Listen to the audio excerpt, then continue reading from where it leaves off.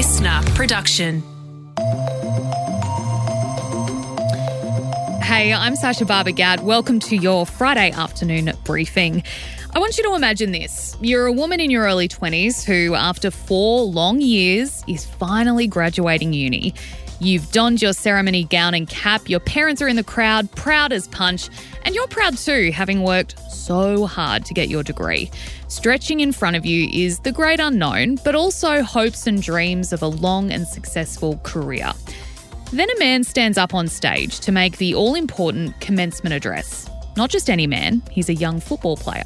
And he says this directly to the women in the crowd. How many of you are sitting here now about to cross this stage and are thinking about all the promotions and titles you are going to get in your career? Some of you may go on to lead successful careers in the world, but I would venture to guess that the majority of you are most excited about your marriage and the children you will bring into this world. I can tell you that my beautiful wife, Isabel, would be the first to say that her life truly started when she began living her vocation as a wife and as a mother. Yeah, that was the reality for hundreds of female graduates at Kansas's Benedictine College in the United States last weekend at their commencement, which is essentially their graduation.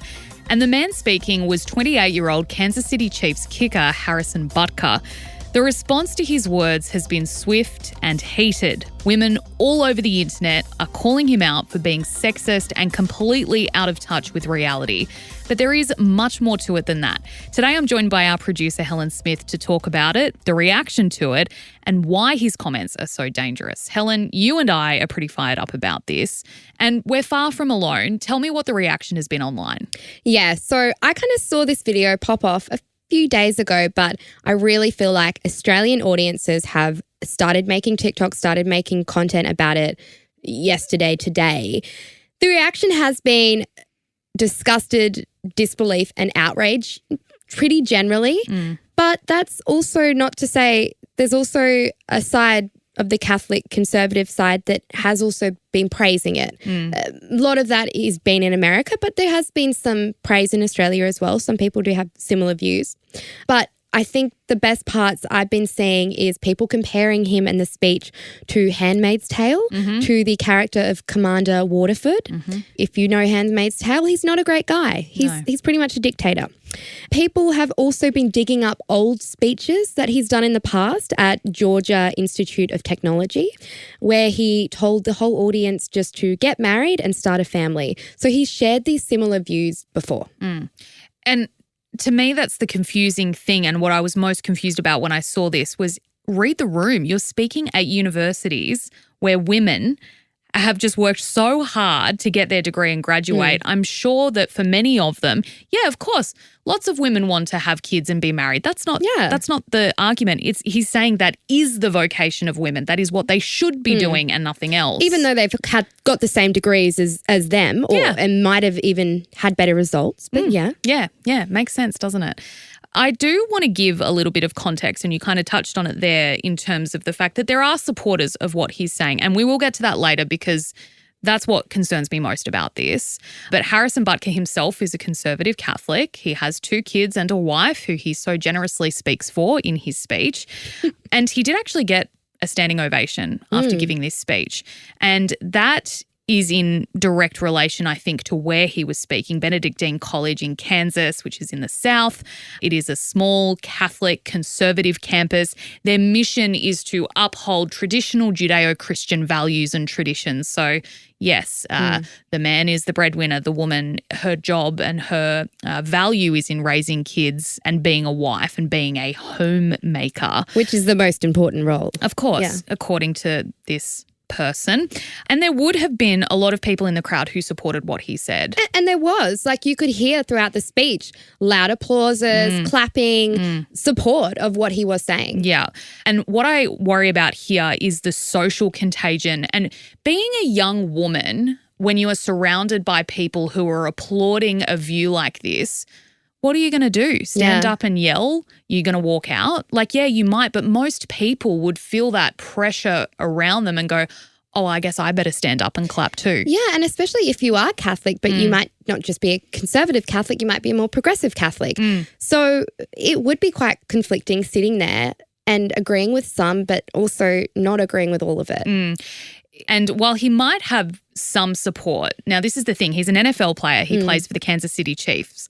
The NFL has been forced to respond, haven't they? Yes. So the team he plays for, Kansas City Chiefs, he's the kicker for that. I read something that he probably plays about 6 minutes a season. It's a very small role, maybe for a small man. Small role. And pretty much, I was really interested in this actually. A kicker comes onto the field when they have this kick that they have to do, which doesn't happen that often, but it happens throughout the game. All this guy does is goes onto the field, steps in front of the ball and kicks it straight into the goal. And then he walks walks off. Yeah. But I'm like, hey, still, he's got a really good accuracy. He's got an 89.1%, which is pretty damn good. Yeah. So he's good at being a kicker. But I thought that was quite interesting. But the NFL have come out and said his views are not those of the NFL as an organisation. Jonathan Bean, the NFL Senior Vice President and Chief Diversity and Inclusion Officer, said that in a statement, and they also said the NFL is steadfast in our commitment to inclusion, which only makes our league stronger. Now, I said forced to come out to speak against this because this is a really crucial time for the NFL and its relationship with women. So this past Super Bowl was the most watched ever, and girls and women are flocking to the sport, particularly from the Millennial and Gen Z band. The numbers peaked last season. A big part of that is thought to be down to the Taylor Swift effect. Oh, a woman. A lady. Why is that? Well, she is dating someone from the Chiefs, which is Butker's team. Yes. His name is Travis Kelce. And since that relationship went public, there has been an increase in interest from girls and women who want to watch NFL games. And I'm sure that the NFL is worried that this speech could have an impact on women and girls wanting to watch the sport. Because say you had like a sideline interest and then your favorite pop star, might I add, quite an outspoken feminist, starts dating this player and she's at the games and everyone's watching her on the big screen and it just generates a buzz. And if you then have a player from the same team that Taylor Swift's boyfriend plays on going, yeah, women should be in the kitchen. Women should be barefoot and pregnant. I wouldn't feel like supporting that team anymore or the NFL. No. It would make me feel like, oh, is that what these players, these men that I'm coming out to watch? Is that what they all think? Exactly. And he did actually quote Taylor Swift in his speech, didn't he? Yeah, he did. So, which is... the mind boggles. So he quoted Taylor Swift, one of her songs, in this speech, and he said, "The girlfriend of one of my teammates says," which is gross in and of itself. Keeping in mind, most of us didn't know who Travis Kelce was until he started dating Taylor Swift. I had no idea who he was. Absolutely none. And Butker used a line from Taylor's song Bejeweled, which is familiarity breeds contempt, in relation to something else. And my response to that was, how could you use the words of Taylor Swift, who is unmarried, childless, and has one of the most successful careers of a musician we have ever seen as a woman, in this speech where you are telling women to stay in the kitchen. To not work, pretty much. To be a mother. Have babies. Lean into that vocation. Be a wife. Oh, yeah. That was the line. Lean into the vocation. That, And, while we might kind of laugh and joke about it here, it feels like we're really far away from that really conservative, religious rhetoric that can just push its way into everything in the US. It's in schools, it's in universities, it's in the workplace. We're in politics. We're really lucky here. We have an excellent separation of church and state here.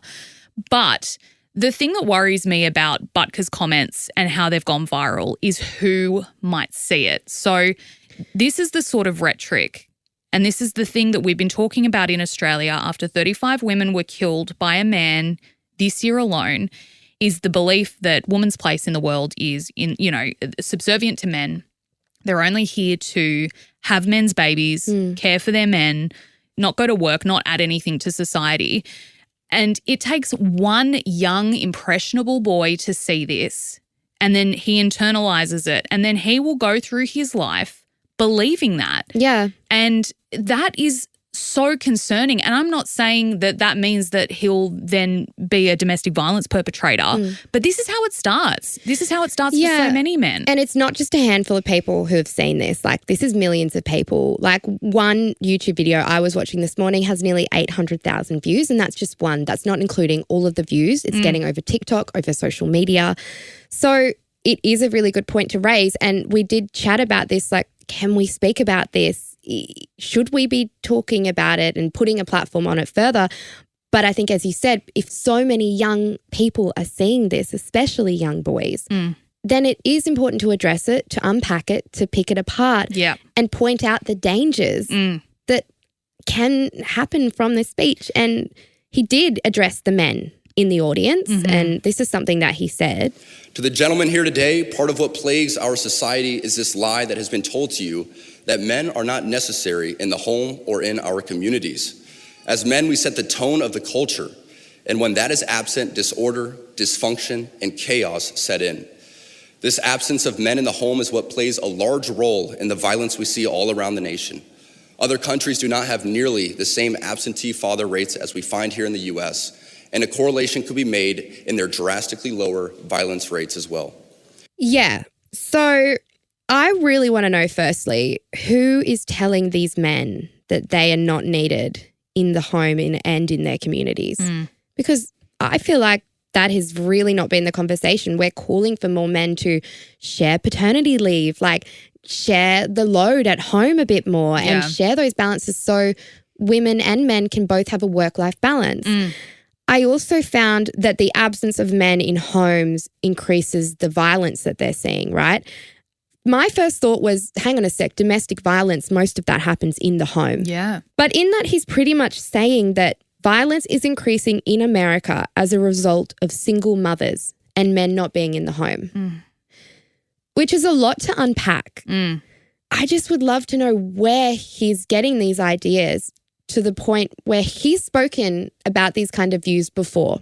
Like, think back to your graduation. There's always that one big address where it's usually, sometimes it's someone famous. We've seen famous people give these all the time. Like, this is a big deal. Yeah, where we see some of the most inspiring viral speeches from amazing people who have achieved a lot, preaching to young people who hopefully will then also go on to achieve a lot. Yeah, exactly. And the other thing out of this that, you know, we've talked about the domestic violence and young boys seeing this and being influenced. But I'm also worried about young girls seeing this, because this is a man who has been platformed, who is famous, who is, I hate to say it, he's handsome. And so there are young girls who not only in this audience, but who are sitting at home watching TikTok, and they see this bloke pop up saying, women, you're lean into the vocation of being a wife and a mother. Yeah, career, college, education, blah, who cares?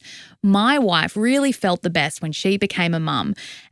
And that can influence how young girls think. And then they go into the world thinking that of themselves. And then they meet a bloke who believes the same thing. And hey, what do you know? You're in a situation where a woman is oppressed and a man is the oppressor. You know, Gen Z women, I think, are the most progressive generation of women we've seen. And I would hope that through their own life experiences, the women that have raised them and the girls that are around them and the incredible influences out there who show that a woman has choices, that she can be whatever she wants to be. If that is a stay-at-home mum, fantastic. If that is a college professor, amazing. But you have the choice. And I would hope that if there are young girls seeing this, that they would view it through that lens and that what this man is saying is absolute shite. And the other thing I'd like to see is if blokes are seeing this and talking about it this weekend with their mates, if they're at the pub, you know, if they're playing a round of golf, if they're going shopping and they're with their friends and this comes up, I would hope that the Aussie men are calling this what it is, which is dangerous. It is dangerous rhetoric and we should not platform it and we should not stand for it. Yeah.